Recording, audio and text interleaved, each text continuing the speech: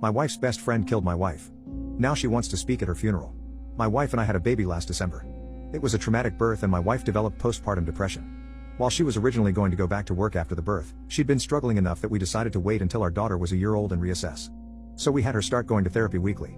With my wife home full-time, I had to work increased hours. This is something we discussed prior to making this decision and she knew this from the start. A few weeks ago, my boss approached me about a project that would require a lot of overtime in a short amount of time. It would both be great financially and for my career. I talked to my wife about it and she agreed that I should say yes to my boss. For the 4 weeks I'd be working on this, my mother-in-law and my wife's best friend, Jessie, would come help out with some of the duties that I typically do. Jessie is a stay-at-home mom with a 4-year-old and a 2-year-old. She began coming over during the day and would watch the kids with my wife. 3 weeks into the project, it became clear that we'd need a few more weeks to get it together. I went home that night and talked to my wife about it. She said she was okay with it, but got very cold in the days after. It wasn't unusual behavior over the past few months, so I didn't think much about it and tried